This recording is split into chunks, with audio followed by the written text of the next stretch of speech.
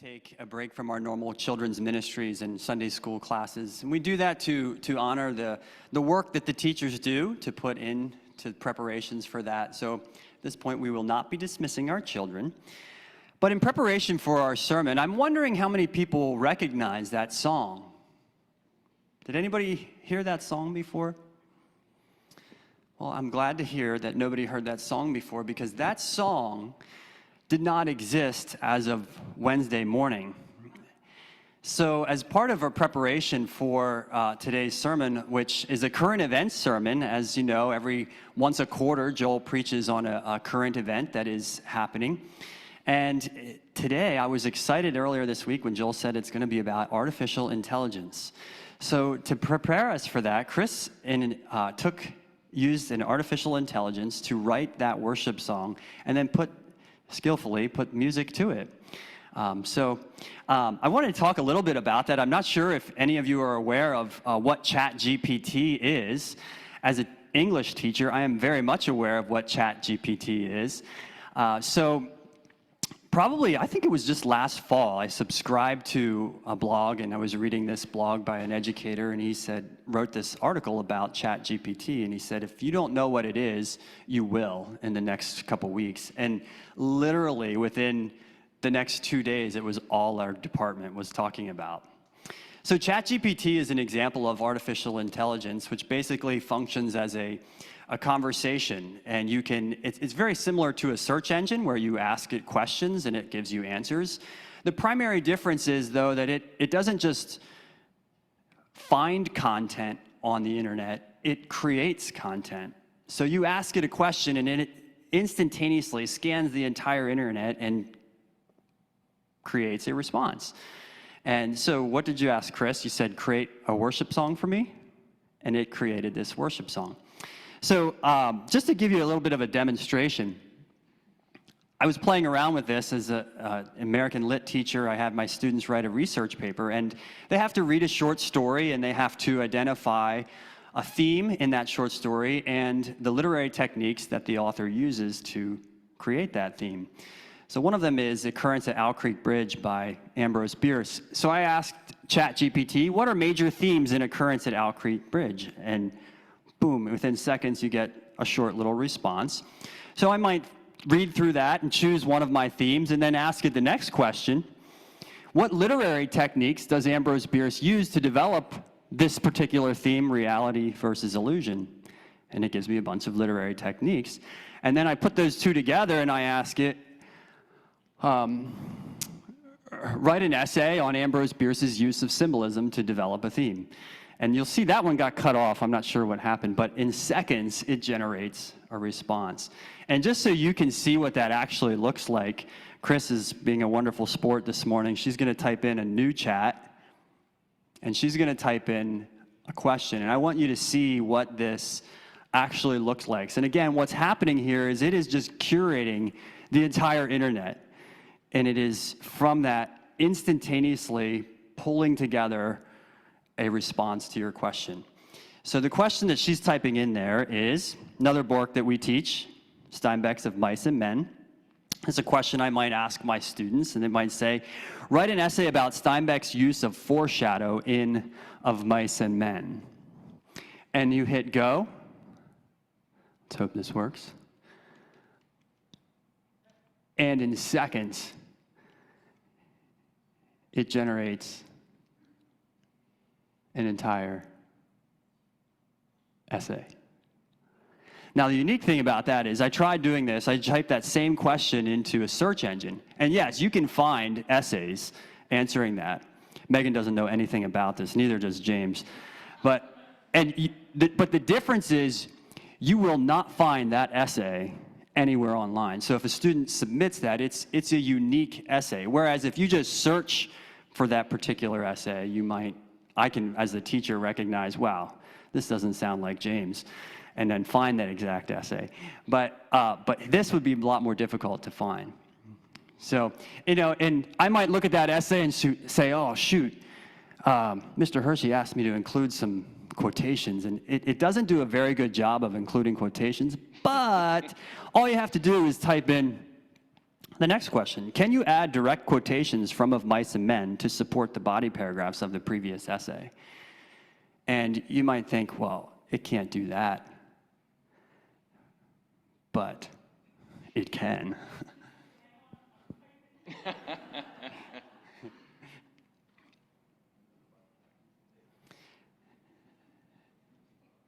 Can you add direct quotations?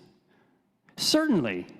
Below, I have incorporated direct quotations from Of Mice and Men to support the arguments in each body paragraph of the essay. And it adds them at the right places, introduces them, explains them. Pretty amazing, right? This is one example of the way artificial intelligence is all around us. Now, as a teacher, of course, you can imagine there's a lot of pushback against things like this. And it's interesting, through any new technological advancement, it seems like there's two camps.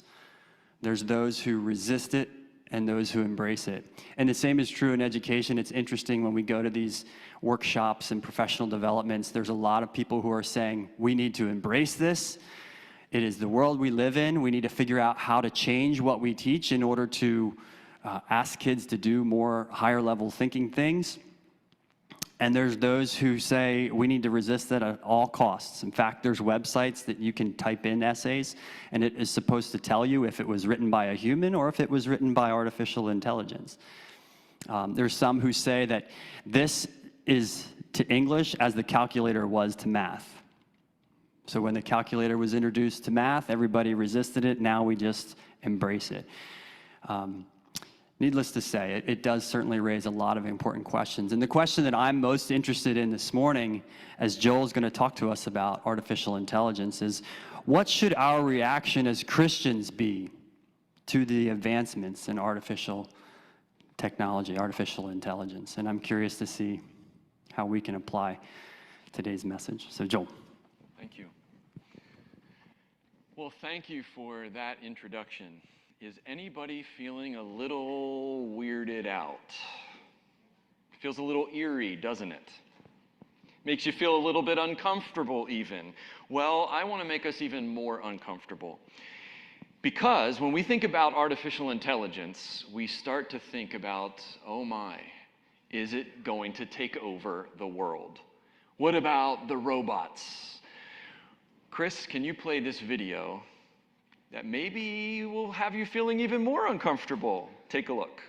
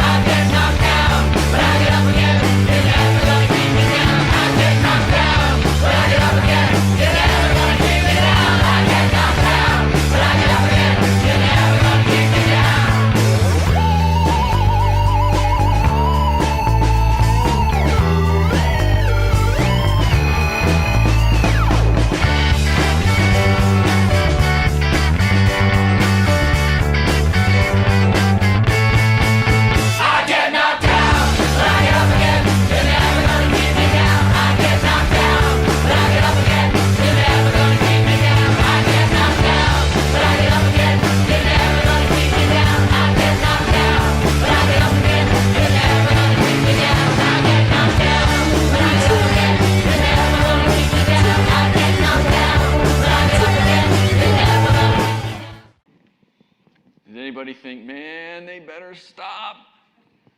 Those robots are going to come get them. Well, the concern is legit. We wonder, what is this all coming to? Artificial intelligence? Robots that can walk and act like humans? It reminds me of the film The Matrix. The Matrix depicts artificial intelligence gone wild. In the film, artificial intelligence has gotten to the point where it controls the world. In fact, it's enslaved humanity. Humanity is used as the power source to keep the robots having the energy they need. And the way they do it is they have people in comatose states in pods. And in their minds, the people are living in a dreamlike state called the Matrix. And so while they're dreaming, just completely unconscious, the artificial intelligence is harvesting their energy to keep them alive. Essentially, the humans become power generators. That's a scary thought. Enslavement of humanity by super intelligent computer robots.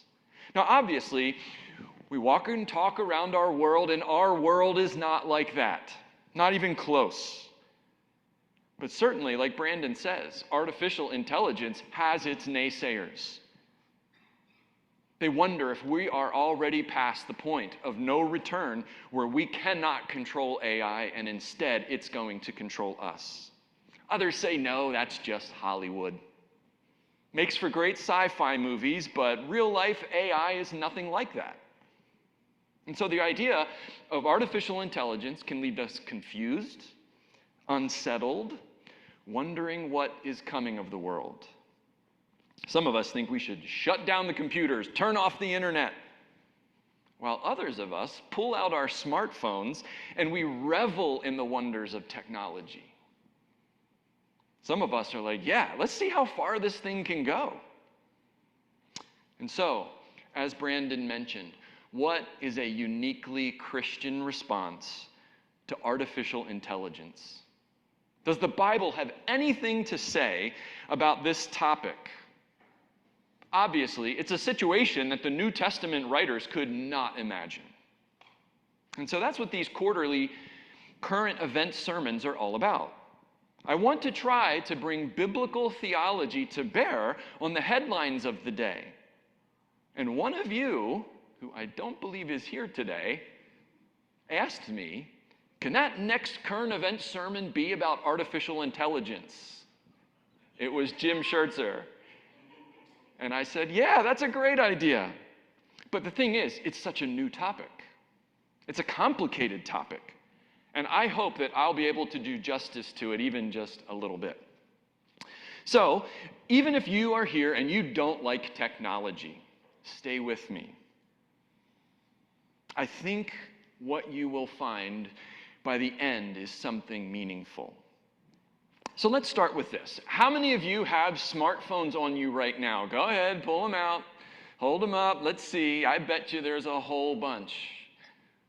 Even some of you who are of the oldest generations have these smartphones. You know what?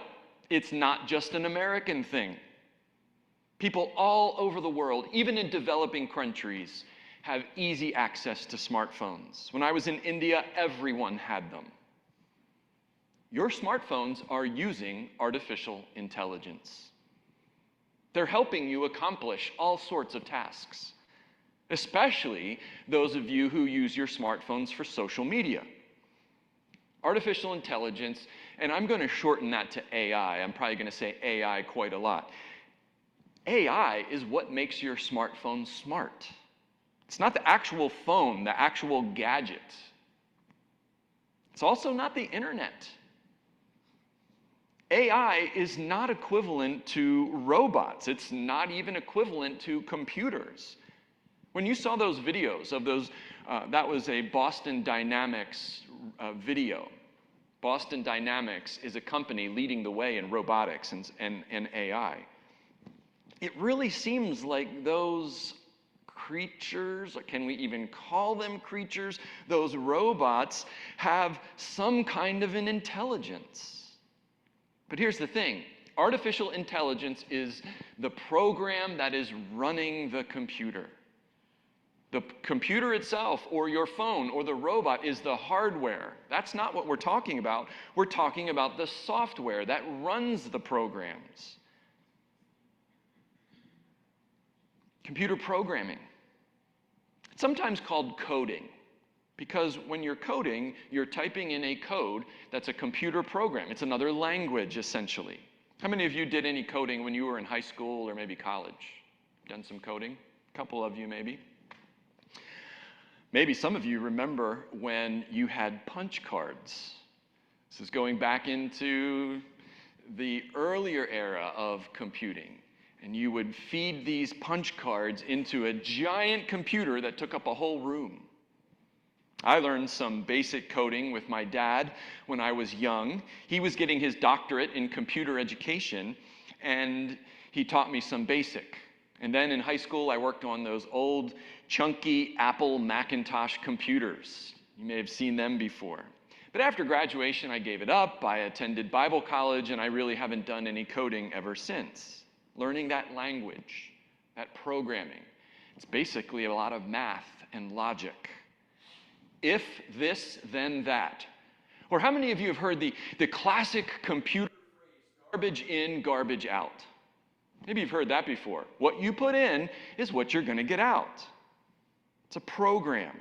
Well, as coding has become more and more advanced, computers have also gotten a lot smaller.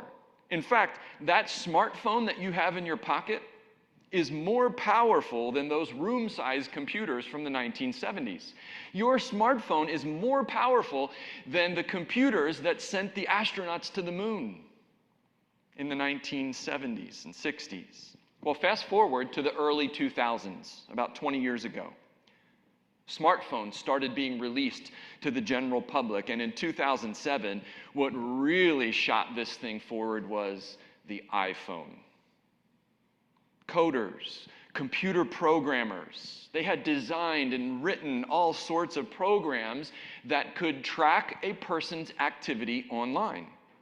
Could remember what the person did. It could even give that person suggestions and advertising based on their habits. Phones were becoming intelligent. Now, for example, every time I leave this church parking lot, my phone buzzes. You know what the notification is?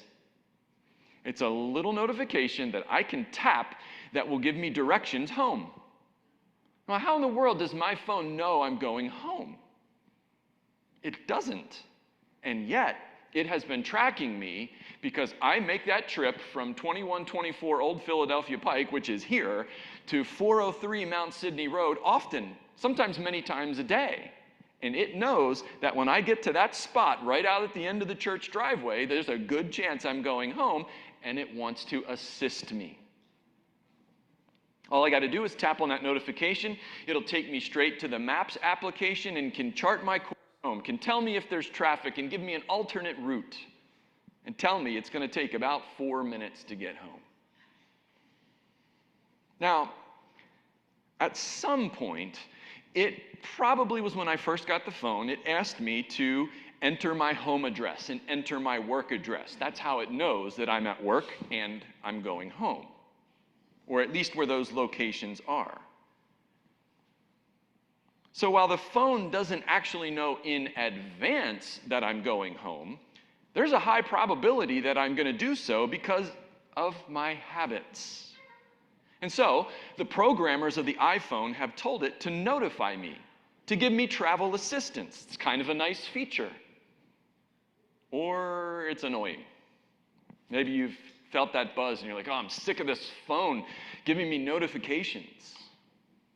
But if I had a commute that was about an hour long, and maybe some of you have longer commutes like that, it might be really helpful, especially if there's highway traveling, to know, oh, there's an accident, or oh, there's work on the highway.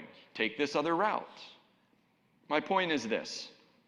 Since the advent of the smartphone, artificial intelligence programs have only become smarter and smarter, more and more sophisticated. Brandon showed you ChatGPT. And that brings me back to the question at the beginning of the sermon. Why has artificial intelligence made such a splash, and what do we Christians do about it? It really is ChatGPT that Brandon showed you that has become the major news headliner. There are others, though. What might bring down ChatGPT and other artificial intelligence is not a group of rebel humans armed with powerful laser weapons in their fight against the robots. But what might actually bring AI down, or at least rein it in, is copyright law. Yeah, copyright. Let me explain. ChatGPT, you saw that, is a computer program that scours the internet for data, information. It's called scraping. It scrapes up all the data. And so that's what these AI programs do. They are scraping as much information as they can, and they store it in their memory. That's how they learn, or at least one of the ways they learn. So it's just reading. These artificial intelligence programs are reading. They're looking at words and at photos, at video, at audio. But here's the thing. Human programmers have programmed it to do this. It is not all by itself. Then what happens, like you saw, what Chris did, she put questions in the search bar. You can ask it anything.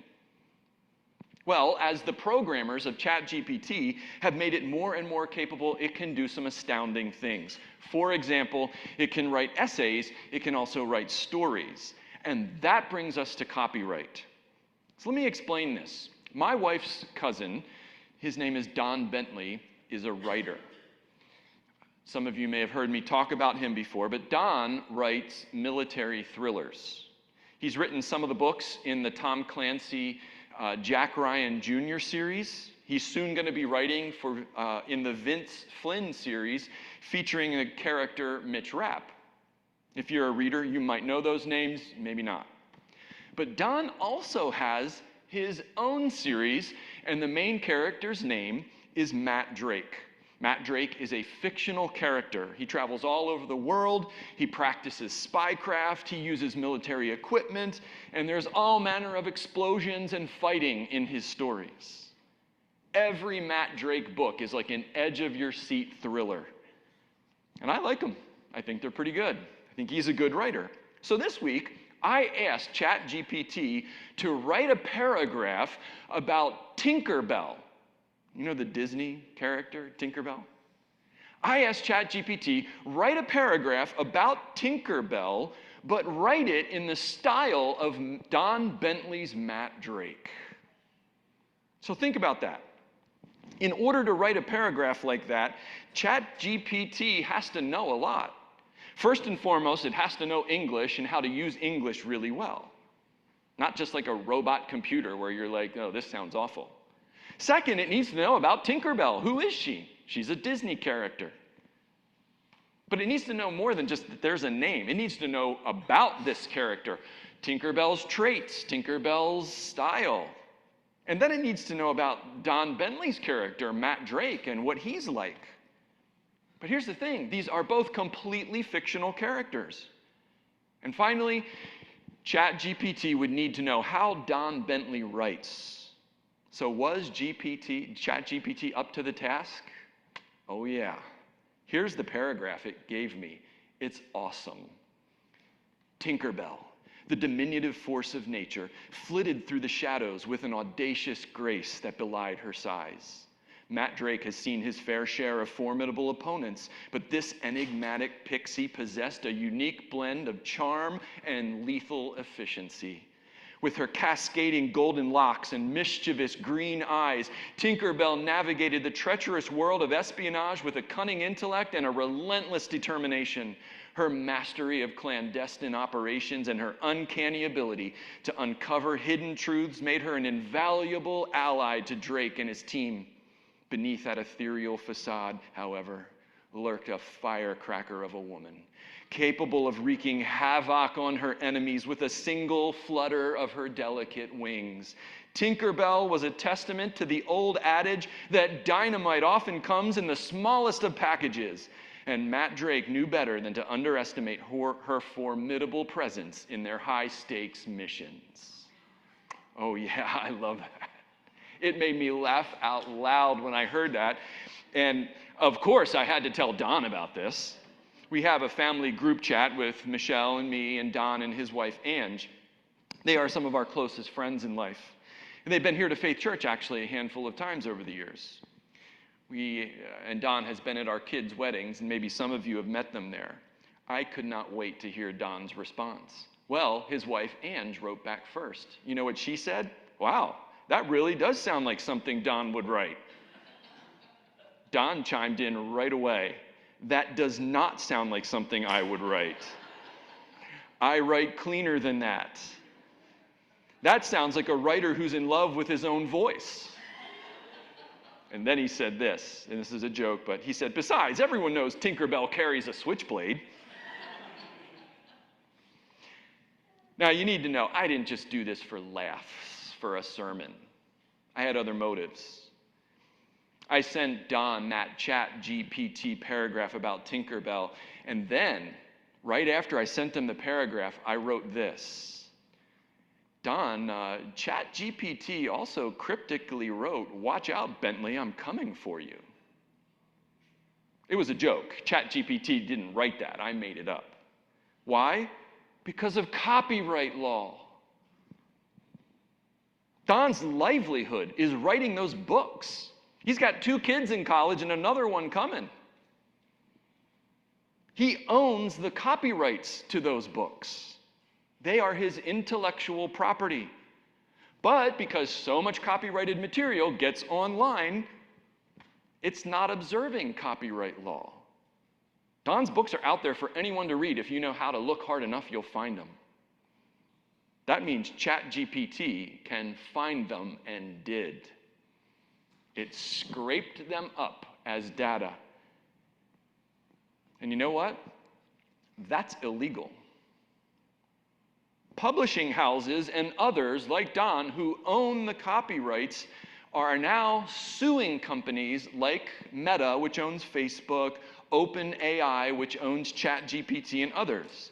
The plaintiffs are claiming that these AI companies are illegally using their property. And they have a point. I hope they win those lawsuits that could hamper the ability of AI to progress. Well, that kind of took a turn here in our sermon. All of a sudden, we see a clear connection to theology, in particular to ethical theology.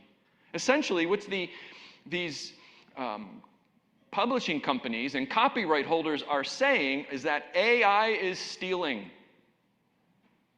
Artificial intelligence is only able to become intelligent because it steals others' material. So when it spits out a paragraph, like the Tinkerbell paragraph, it's not making something new.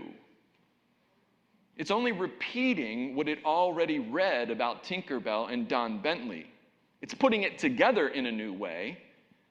But we have to ask, shouldn't Disney, which owns Tinkerbell and Don Bentley, be compensated somehow for the copyrighted use of their intellectual property?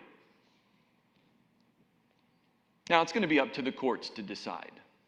But from a biblical, theological perspective, we would say yes. If Disney and Don Bentley did not give permission for their copyrighted property to be freely used in the public domain, then it's very possible that what ChatGPT and other AI companies is doing is illegal. If those companies do not begin to compensate or have licensing of some form, and they actually are starting to do that. We Christians, in other words, do not support stealing. Stealing goes against God's heart. Instead, we believe that God has gifted people to create and to share their creations with others. And that means people can choose to copyright their creations, thus owning the rights to sell those creations and make a living. That's good and profitable work. But some artificial intelligence programs can do more than what I've demonstrated here today or what you saw from ChatGPT. Maybe you've seen the news reports about AI capability of voice cloning. You record your loved one, you upload their voice into an app or website, and just like ChatGPT scrapes all the literature on the internet, The AI voice technology stores their audio files into its computer memory. Then it learns to manipulate those files, allowing people to make the computer program to say anything it wants in the voice of the loved one. And it's high quality. I watched a news reporter, Carter Evans, fool his mom into thinking on a phone call that he was asking her for money. Other reports have told us that people are capturing audio of, say, a woman's daughter. And in the daughter's voice, they make a phone call that says, "Mom, help. I'm kidnapped. Send money to this phone number to help me." And it's a scam. It's a fraud. It's impersonation. Totally illegal. But it's becoming capable using AI technology. Well, of course, as Christians, we believe that lying, fraud, and deceit are out of line with the heart of God. In fact, we believe that lying and fraud and deceit are in line with the evil one. And so we as Christians stand against all forms of fraud. We stand against deceit. We stand against harming others through manipulation. Now, what I've detailed so far is AI used as a tool that can be manipulated illegally by humans. What I haven't talked about yet is the possibility of AI taking on a life of its own to the point where we humans can't control it.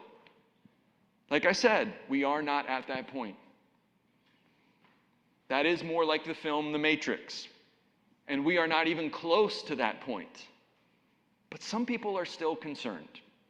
I listened to a podcast in which one of the primary computer scientists who has been working on AI for decades said that he has been astounded at how fast it's growing in its capabilities. In another article, a journalist, David Brooks, talks about the two main approaches to AI that Brandon mentioned, those who want to limit it and those who want to embrace it. In this article, this writer, David Brooks, interviewed a cognitive scientist, and the cognitive scientist said this: "We are approaching the stage when we're going to have a hard time saying that this machine is totally unconscious. We're going to have to grant it some degree of consciousness, some degree of aliveness." Whew, that sounds a little freaky. Is artificial intelligence alive? Is it sentient? Sentient is a word that refers to the idea that it is alive. It has self-knowledge. Does artificial intelligence know that it's alive? Is it aware of itself? Have we created some kind of Frankenstein?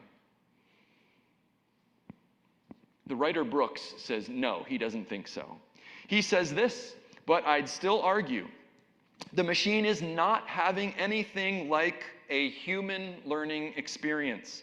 It's playing on the surface with language, but the emotion-drenched process of learning from actual experience and the hard-earned accumulation of what we call wisdom is absent."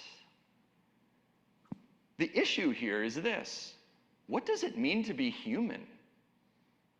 Are we just physical matter? The product of some kind of natural biology?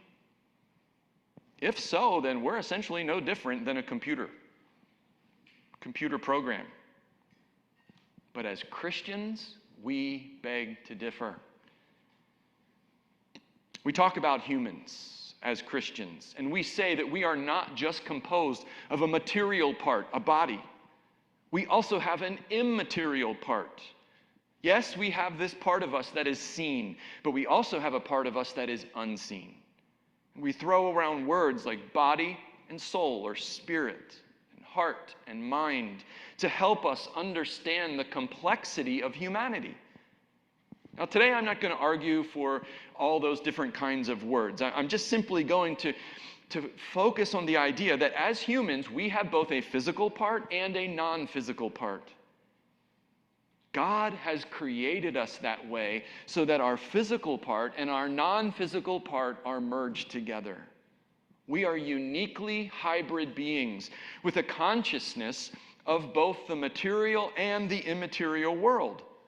And that cannot be replicated by computer programming. Even a computer program that is highly intelligent.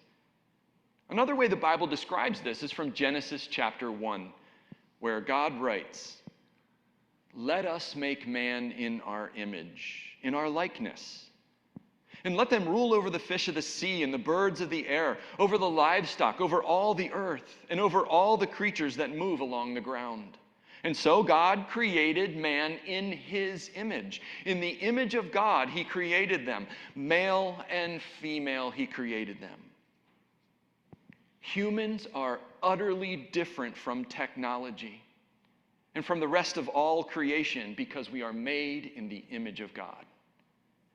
What it means is that we are made in God's likeness. Now, biblical scholars and theologians have debated that for centuries. What in the world does it mean that we are made in God's image? I don't ever want to give the impression that I have it all figured out. I don't. I simply want us to understand the basics of what it might mean.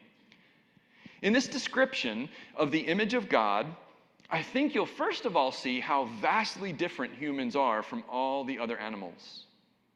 And of course, how different we are from technology. When the writer of Genesis describes God saying that we are made in God's image, it means we are created. We are not God. Being in God's image is not the same as being God. We're not equal to God. I think we need to get that out of the way first. God created us.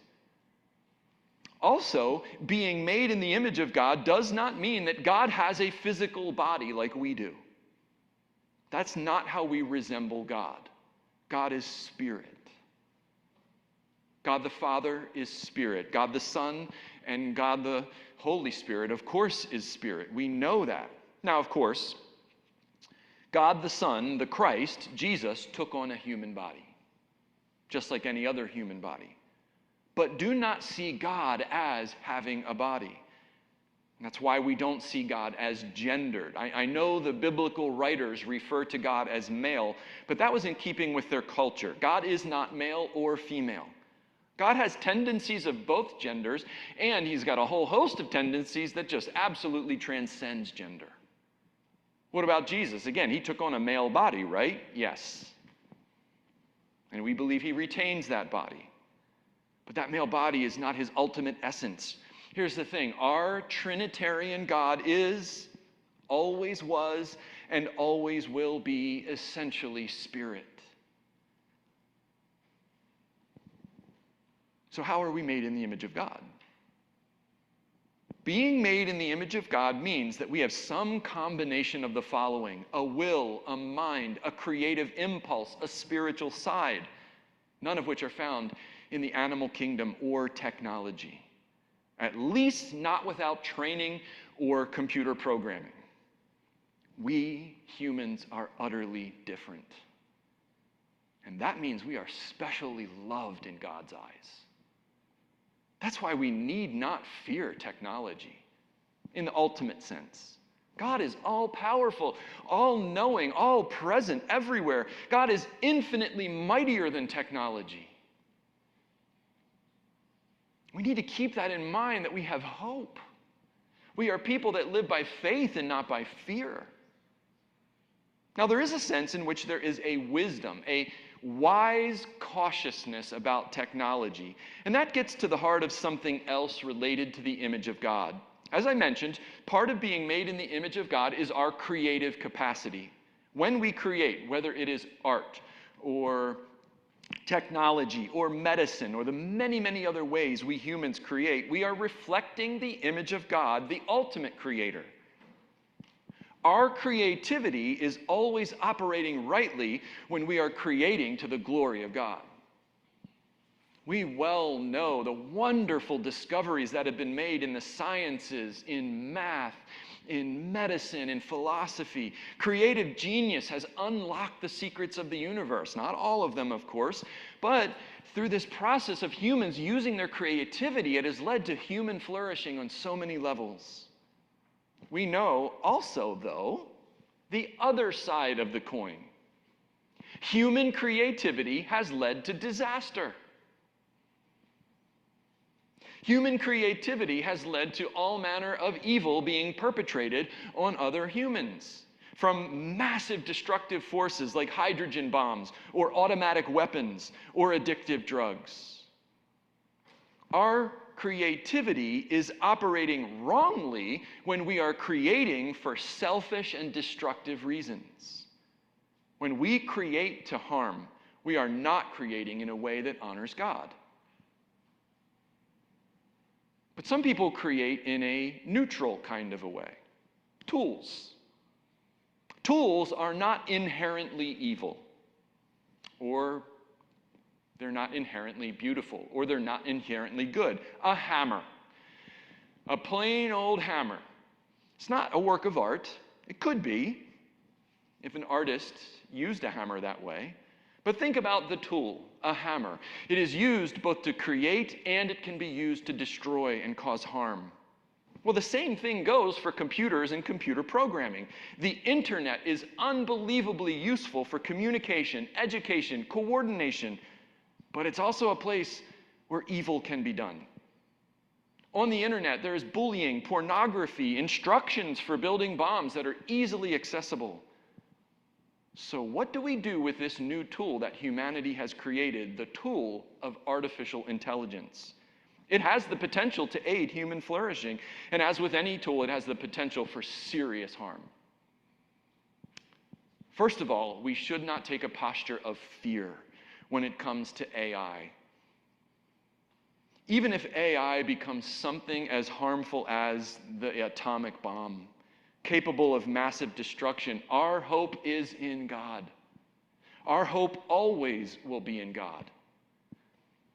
But that hope and the avoidance of fear that comes along with it doesn't mean that we can just be reckless about AI. And that's why my second point here is that it's right to have a proper sense of caution. This week, for example, the leaders of 7 tech companies that are working in AI met with the White House, where they voluntarily agreed to the administration's suggestions for being cautious, for putting in checks and balances about AI.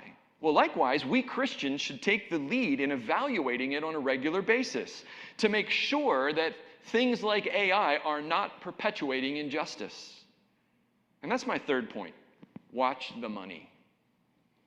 As is so often the case with technology, the rich often get richer on the backs of the already marginalized. We need to look at this. Are wealthy businesses needlessly utilizing AI to eradicate jobs that were once the bread and butter of the working class? Is AI's ability to do tasks faster and with less error really better for humanity? Or is it just making the wealthy even more wealthy? I read an article this week describing the massive cheap labor force that is needed to help AI learn. There are companies who hire people all around the world, especially in developing nations where they can pay people really, really minimal salaries. And those people are shown pictures on their computer screens like, is that a shirt? And they answer, yes or no. Or they are paid to ask AI the questions like we just did with ChatGPT, and the AI will crank out multiple answers. And the users will read them and select which answer is the best. Those human workers are usually not paid a living wage. But you know, the CEOs of those tech companies are doing okay. Fourthly, we also don't want to just always assume the worst and have knee-jerk reactions. Technological advances have been, for decades, considered to be the bane of our existence. Every time something new comes along, naysayers prophesy, this is going to ruin everything. When the telephone first came out, guess which industry was really scared? The messenger industry. People taking handwritten notes from one place around town to another. Now, there are still some messenger services around. Downtown in Lancaster, a guy gets on a bike with a satchel and he quickly gets a piece of paper from place to place. But it used to be a big deal. Messenger services were everywhere. even within a company's own building. So yeah, the telephone killed the messenger industry. But the telephone industry more than compensated for lost jobs in the messenger industry. New technology rarely leads to massive disaster. Instead, we humans, because we are so creative, we adapt. We learn different ways of existence, sometimes decades later admitting, oh, that wasn't so bad as the prophets of doom thought it was. In fact, it actually made it a lot better. There are just so many complexities to evaluate. Some of us think that the entire modern world of technology, from cars to TVs to air conditioning to electricity to cell phones, is all a big mess, and we dream of getting off the grid completely, living life as it was meant to be, or at least what we think it was meant to be.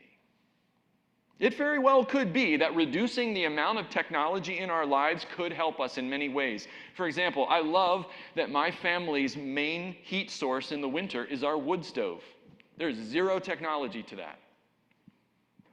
But let's not just throw technology in the trash, including AI.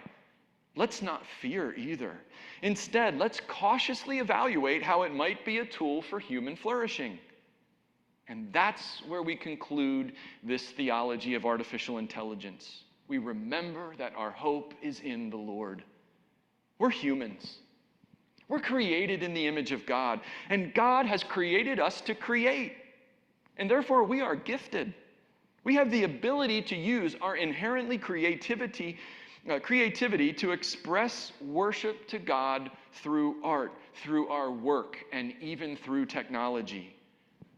When we use those creative gifts for good, that use of our gifts to glorify God is kingdom work.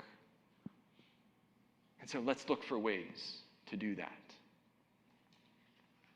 Lord, we thank you for creating us. We thank you for making us in your image. And even though we don't fully know what that means, we thank you for the gift of creativity. Lord, I pray that you would help us to be people who, as we trust in you and place our hope in you,